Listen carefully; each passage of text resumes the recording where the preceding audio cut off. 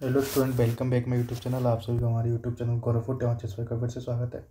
तो स्टूडेंट, आज की वीडियो हम बात करने वाले हैं, आप सभी के लिए काफ़ी इंपॉर्टेंट वीडियो होने वाला है, जिसका आप सभी को डाउट था कि सर हम आरएचएस यूनिवर्सिटी बीएससी नर्सिंग की जो काउंसलिंग प्रक्रिया चल रही है उसमें एडमिशन ले चुके हैं, बट हमको जो कॉलेज है वो कॉलेज पसंद नहीं आ रहा। तो कॉलेज जो सीट ट्रांसफ़र की प्रक्रिया क्या रहती है, तो आज हम इस वीडियो में A to Z सारे रूल्स एंड रेगुलेशन के अकॉर्डिंग जानेंगे। अगर आपने अभी तक चैनल को सब्सक्राइब नहीं किया तो चैनल को सब्सक्राइब कर लीजिए, क्योंकि यहाँ से आपको मिलती है नर्सिंग से रिलेटेड काफ़ी इंपॉर्टेंट अपडेट्स।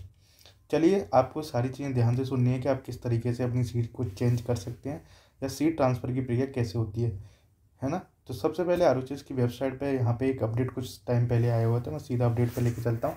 उससे पहले कुछ चीज़ें जानना ज़रूरी है।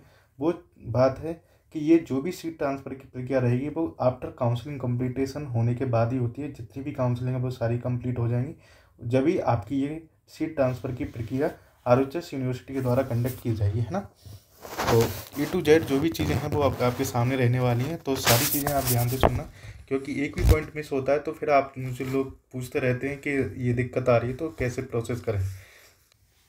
तो स्टूडेंट, आपके सामने ये जो नोटिफिकेशन है वो आपका 2/6/2025 को आरओएचएस यूनिवर्सिटी के द्वारा जारी किया हुआ था। इसमें आपके लिए राजकीय नर्सिंग महाविद्यालयों में अध्ययनरत विद्यार्थियों के स्थानांतरण के संबंध में ये जो डायरेक्शन है वो सारी रूल्स रेगुलेशन। सबसे पहले एक बात ये है कि जो भी सीट ट्रांसफ़र की प्रोसेस या प्रक्रिया होगी वो सिर्फ केवल गवर्नमेंट कॉलेज में पढ़ने वाले स्टूडेंट्स के लिए है। प्राइवेट कॉलेज में पढ़ने वाले स्टूडेंट्स के लिए कोई भी सीट ट्रांसफ़र का ऑप्शन नहीं है। आप फ्यूचर में अपनी सीट ट्रांसफ़र नहीं करवा सकते, सिर्फ गवर्नमेंट कॉलेज में पढ़ने वाले स्टूडेंट ही सीट ट्रांसफ़र करवा सकते हैं। अब सीट ट्रांसफ़र की प्रक्रिया कब होगी, कब से स्टार्ट होगी, वो सारी चीज़ें मैंने आपको बता दी हैं। अब आगे की चीज़ें हैं वो आपको सुन लेनी हैं। सबसे पहली चीज़ है कि जो भी काउंसलिंग प्रक्रिया जितने भी राउंड है वो कंप्लीट होने के बाद ही आपकी सीट ट्रांसफ़र की प्रक्रिया होगी। सबसे पहले यहाँ पे जो इम्पोर्टेंट जो चीज़ें हैं वो मैं आपको बताने वाला हूँ।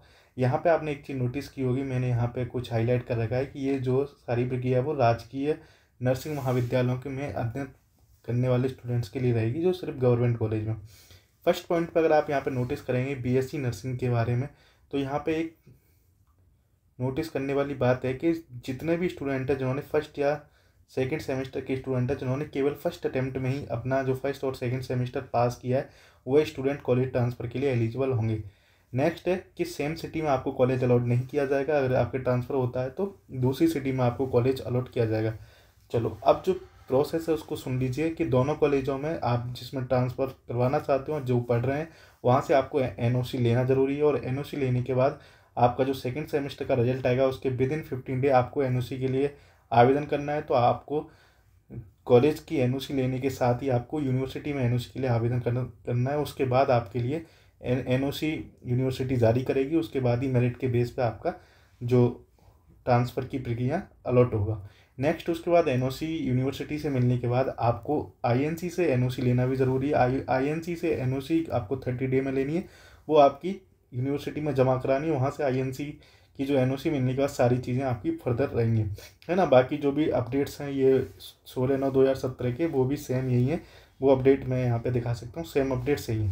चलो, ये सारा लेटर आपको जितना समझ में आया होगा उतना ठीक है, बट अब जो सारी प्रक्रिया है वो मैंने समराइज़ कर ली है, वो मैं आपको बताने वाला हूँ। जो भी चीज़ें हैं वो मैंने यहाँ पे समराइज़ कर रखी है, उनको ध्यान से सुन लीजिए।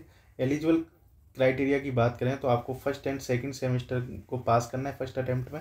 तो जो भी गवर्नमेंट कॉलेज की सीट ट्रांसफ़र प्रक्रिया होगी वो आपका जब आपके फर्स्ट ईयर मतलब फर्स्ट एंड सेकंड सेमेस्टर दोनों ही आप फर्स्ट अटेम्प्ट में पास करोगे, जब भी आपकी सीट ट्रांसफ़र की प्रक्रिया कंप्लीट की जाएगी। उससे पहले जो भी आपने सुना है किसी से भी कि फर्स्ट सेमेस्टर में चेंज होती है सेकंड सेमेस्टर में, नहीं, फर्स्ट ईयर में, फर्स्ट ईयर, ध्यान से सुनो शब्द को, फर्स्ट ईयर मतलब फर्स्ट एंड सेकंड सेमेस्टर दोनों में आपको फर्स्ट अटेम्प्ट के साथ पास आउट होना जरूरी है। नेक्स्ट है ट्रांसफ़र आपका एनोदर सिटी में किया जाएगा, सेम सिटी में आपकी ट्रांसफ़र की प्रक्रिया नहीं रहेगी, इस चीज़ का भी आपको बिल्कुल ध्यान रखना है। थर्ड पॉइंट है after second semester exam result with in 15 day दोनों कॉलेजों से एनओसी लेना है। आपका जैसे ही सेकंड सेमेस्टर का रिजल्ट आ जाएगा फिर आपको 15 दिन में, है ना, विद इन 15 डे आपको दोनों कॉलेजों से एनओसी लेना है। और उस एनओसी के को लेने के बाद आपको यूनिवर्सिटी, जैसे आपकी आरएचएस यूनिवर्सिटी के अंदर आते हो तो आप आरएचएस यूनिवर्सिटी या फिर एमएमयू यूनिवर्सिटी, दोनों के अंदर में से किसी भी यूनिवर्सिटी में, जिस यूनिवर्सिटी के अंदर आप आते हो वहाँ पे आपको अप्लाई करना है एनओसी के लिए। जब आप एनओसी के लिए अप्लाई करते हैं तब आपके को साथ में एक काम और करना है, वो है स्टूडेंट आपका आईएनसी से एनओसी के लिए अप्लाई करना है ना। आईएनसी से एनओसी के लिए अप्लाई करना है और 30 दिन के भीतर आपको यूनिवर्सिटी में जमा करवाना है। देखो यहाँ दो चीज़ें चल रही, एक तो आपने कॉलेजों से जो आईएनसी ली है, वो आईएनसी लेने के बाद आपने अप्लाई किया अपनी यूनिवर्सिटी के अंदर एनओसी लेने के लिए, साथ ही यूनिवर्सिटी एनओसी जब देगी जब आपको आईएनसी एनओसी दे देगी। अब आईएनसी से एनओसी लेने के बाद विद इन 30 डे आपको यूनिवर्सिटी में सबमिट करवानी, फिर आपको यूनिवर्सिटी से एनओसी मिल जाएगी। तो यूनिवर्सिटी से एनओसी मिलने से पहले आईएनसी की एनओसी जरूरी है। तो बहुत सारी कॉलेज हैं जो आईएनसी से रिलेटेड नहीं है, तो वहाँ थोड़ी ये दिक्कत आ सकती है, तो इस चीज़ का बिल्कुल ध्यान रखें। ऐसी गवर्नमेंट कॉलेज जो आईएनसी से अप्रूव नहीं है, तो वो शायद उनको एनओसी कैसे दे सकती हैं, इस पर सवाल काफ़ी किया जाएगा। तो इसका कोई सॉल्यूशन नहीं है। सॉल्यूशन यूँ नहीं है कि अगर आपकी कॉलेज आईएनसी से अप्रूव नहीं है तो शायद आपको एनओसी नहीं मिलेगी। हाँ, फिर आप ये ट्रांसफ़र की प्रक्रिया नहीं करवा पाओगे इन फ्यूचर। तो इस चीज़ का ध्यान रखें कि ये जो सारा मैटर है वो शायद एनओसी जो प्राप्त आईएनसी गवर्नमेंट कॉलेज उन्हीं में एलिजिबल होगा। फिर उसके बाद आपका जो डॉक्यूमेंट के रिकॉर्ड के अनुसार मेरिट लिस्ट तैयार की जाती है और उसके अकॉर्डिंग आपको सीट ट्रांसफ़र होगा।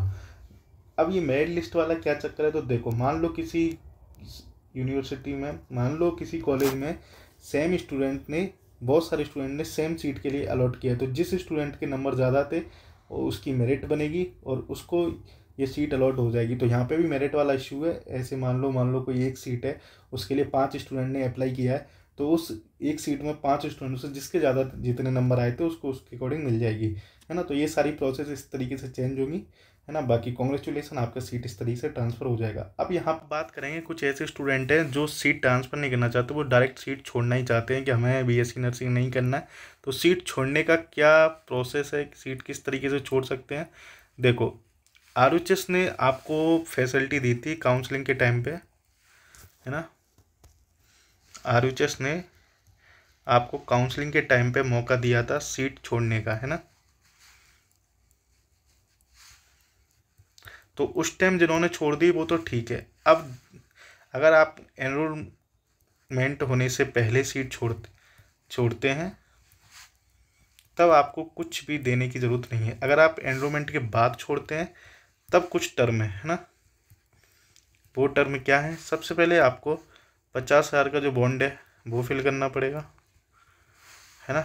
और प्राइवेट कॉलेज वालों तो 4 साल की आपकी 4 ईयर की फ़ीस भी मांग सकते हैं, है ना। तो ये तभी आपको डॉक्यूमेंट्स मिलेंगे, है ना।